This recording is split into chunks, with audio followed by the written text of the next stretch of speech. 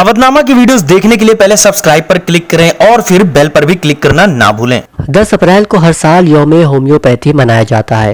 ये दिन होम्योपैथी के मूजिद डॉक्टर सैमुअल हानीमैन की यौम पैदाइश का है। पहले मुख्तसर तारुफ होम्योपैथी के मूजिद और उनके तरीक़ा इलाज का हो जाए। होम्योपैथी की बुनियाद 18वीं सदी में एक जर्मन फिजिशियन डॉक्टर सैमुअल ने रखी थी।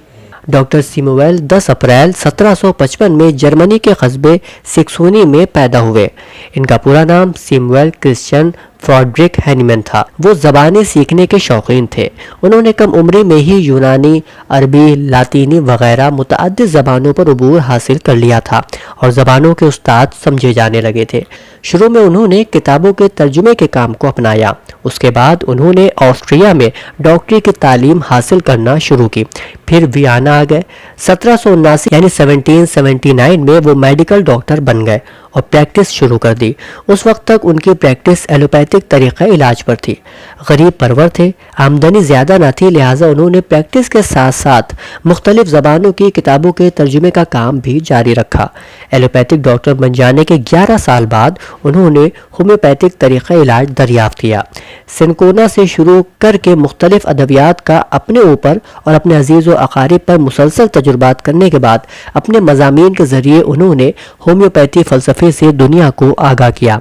1810 में उनकी शोरा-ए-आफ़ाक़ किताब ऑर्गेनिन ऑफ मेडिसिन शाये हुई। ये किताब होम्योपैथी की बाइबल समझी जाती रही है। अगले 10 बरस में उन्होंने मीट्रिया मेडिका तैयार की। उस वक्त के तमाम रिवायती मौलजीन ने इसकी मुखालिफत शुरू कर दी। मुखालिफिन के दबाव में हुकूमत ने इनके तरीक़े इलाज को गैर कानूनी करार दे दिया और उनके खिलाफ कानूनी चाराजोई का फैसला लिया। अब हानीमैन को इस मुल्क से फरार होकर कोथीन में पनाह लेनी पड़ी।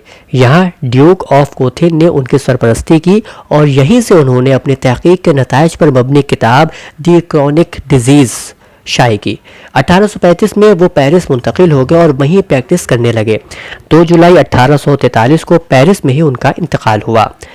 डॉक्टर सैमुअल हानीमैन कहते थे, अगर मैं चाहता तो अपनी ड्योढ़ी को सोने और चांदी की ईंटों से भर लेता, मगर नहीं, मैंने ऐसा नहीं किया, बल्कि अल्लाह ताला ने मुझे एक राज यानी होम्योपैथी अता फरमाया जो मैंने उसकी मखलूक तक पहुँचाकर अपना फ़र्ज़ अदा कर दिया।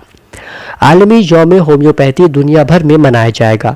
इस मौके पर जलसे और सेमिनार भी होंगे।